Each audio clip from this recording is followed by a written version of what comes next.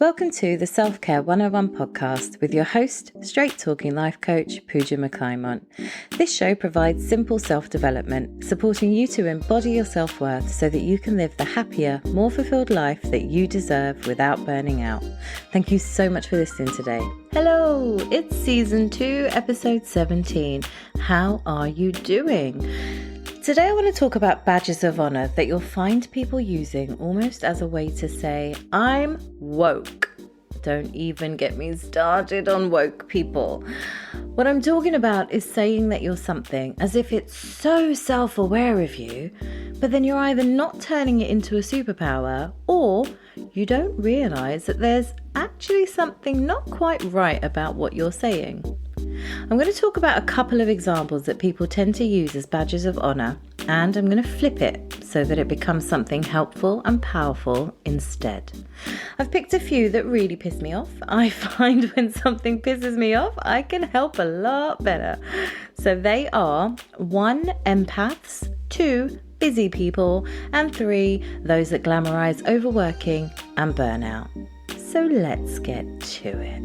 Now, we all have a dark side, even a secret side, and this is where we harbour the things that we don't want people to know about us. Let's even just start there for a second. Write this question down. What don't I want people to know about me? What don't I want people to know about me? And be brutally honest. And I'll help you out with 3 of mine. First one.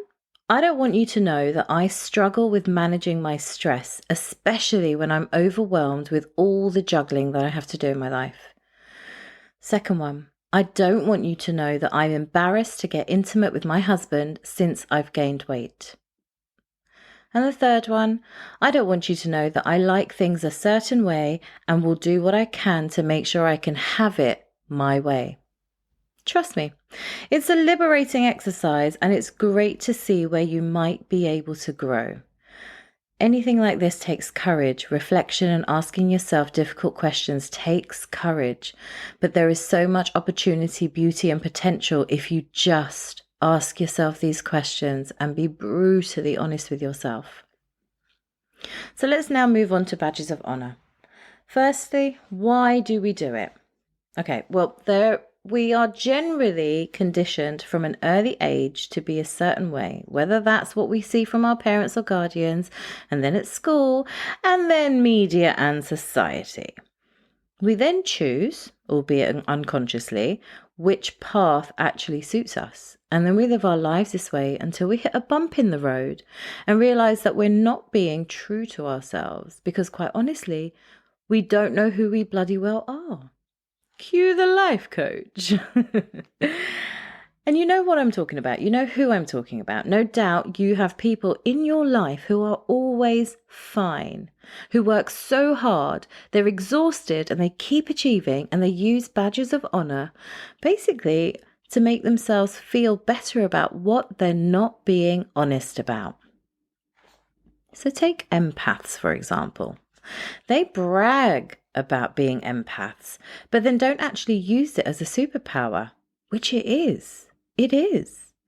With everything in life, you need to consciously know what that power is, how to cultivate it, use it for good while still looking after yourself. We need empaths. I'm an empath, and boy, do I feel everything. But equally, I can disturb the energy of a room if I'm not my best self. And I'm very aware of this now. And I try to use my good energy in a room and remove myself from situations if I know that I'm not being my best self for whatever reason. But there are a number of people, social media strikes again, that claim that they are empaths, but then do nothing to use their gifts. So if you're an empath and you're using it as an excuse to not be socializing or supporting people that you care about, I urge you to have a think about what you're doing. It's one thing to be self-aware, and it's another to be a total dick. Oh, we're just being harsh right now. But let's just use this simple language that we know and love. Why overcomplicate it? And you wouldn't be listening to the show if you wanted it to be all softly. Plus, you know what? That's not me. Unless we're working together, because that's when I'm super nice, but also super ready for any of your bullshit. Anyway, I digress. So what I'm saying here is that you can be an empath and use it to your advantage to become a better person. Being self-aware is awesome. If you know about yourself, you know how to A, protect yourself, and B, you have an opportunity to share your gifts. Being an empath affords you a beautiful way to connect with people that makes them feel safe and special. It gives you a way to understand, resonate, and support those that don't feel seen and heard. It allows you to be a force for good, kindness, and change in this troubling world that we live in. Wow! If you're an empath, have you used your gift in this way? So after you've reviewed this, then it will be time to add the boundary of safety for yourself. Only give when you can. Know when you can and ensure that you give. Because my job as a life coach is to give. Now, I need to allow space in my life to be able to give to my friends and family as well. And the way I'm able to do this is by meeting them in person. When I'm present, I am completely present. And I prefer to do this in the early part of the day rather than evenings, as that's when I'm at my best. And then I use the rest of the day to come back to center by going for a walk, singing, meditating, or watching Real Housewives. If you've been listening for a while, you know that the Real Housewives of anywhere are my go-to. I also manage my time by seeing clients bi-weekly. This way, I know that there are 2 weeks every month that I have more space to give to loved ones. Now, I'm a work in progress. I can do more, and I will, but I need some time at the moment to adjust to my new home and my routine before I can commit further. But I have a goal. I have a plan, and I'll see it through because I want to be a better person. And with all this self-awareness, I totally can be, and this excites me. So have a think for yourself.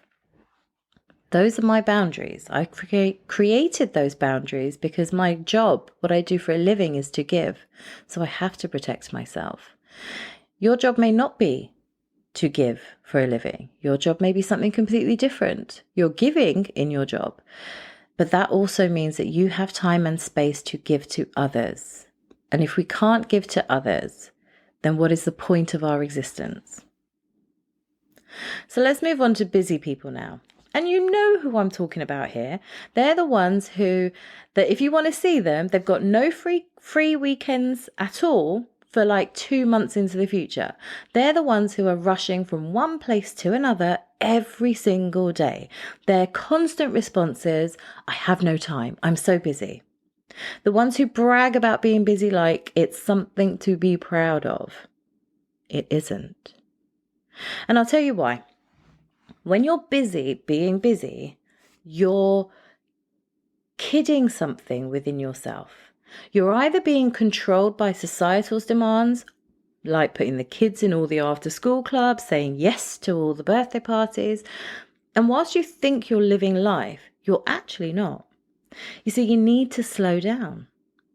Stress is induced when you have lots of things to do, and is probably adding to your plate of stress from your day job. But if you slow down, you'd soon see that all the yeses aren't actually adding up to a fulfilling life. If you find yourself in this camp, it would benefit you to do some work on yourself.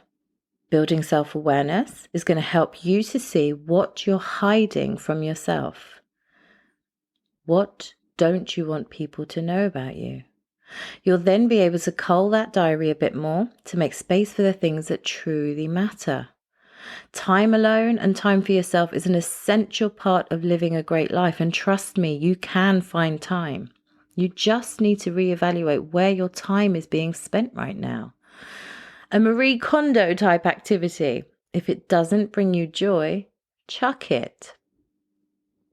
For those people who are always busy being busy, rushing from one thing to the next, their diaries are so full, they have no time for themselves, they have no time for other people, but yet they have time to do all these things that have nothing to contribute to their fulfilling lives. They don't make their lives fulfilling. And you know who you are. If I'm talking to you right now, you know who you are.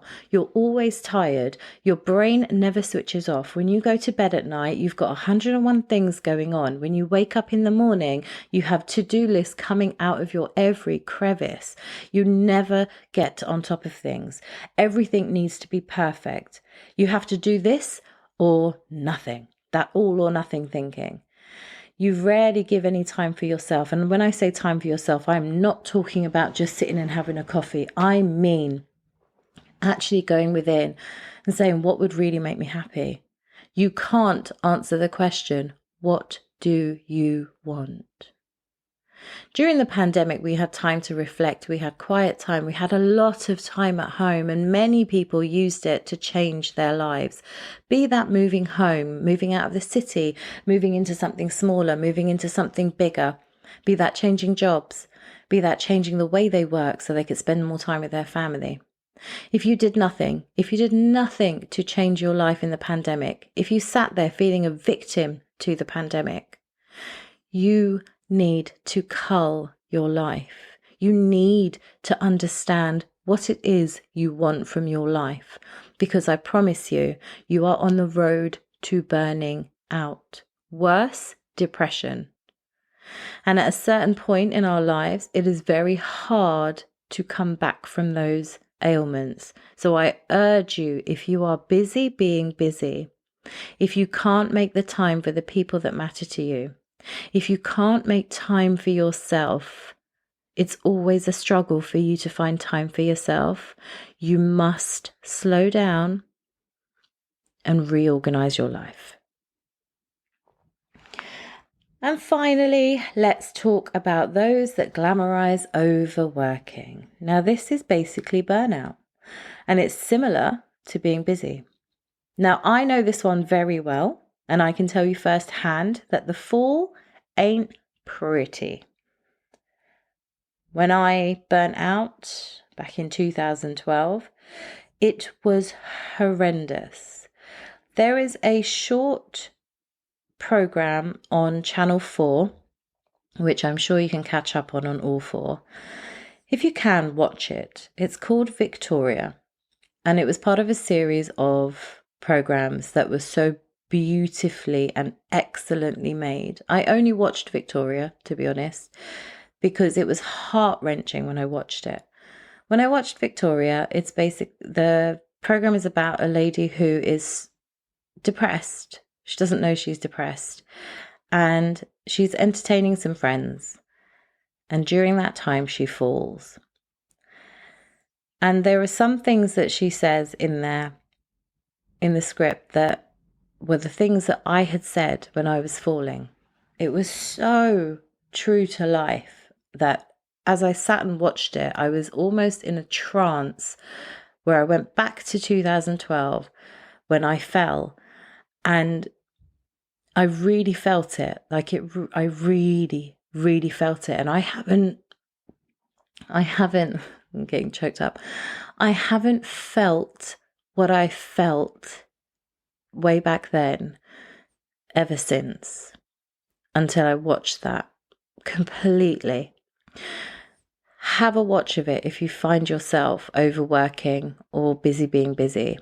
It's a reality check that might be worth looking into, because sometimes we don't admit to ourselves that there's something wrong. Sometimes we get so used to living the lives that we live that we don't actually realize how much we're hurting ourselves until it's reflected back at us in some way, shape, or form. Sometimes it's a social media post, sometimes it's something we watch, sometimes it's something we hear. But essentially, there's something wrong when you watch something and it hurts you to your core. It might mean that that's your mirror. So go check it out, Victoria on Channel 4.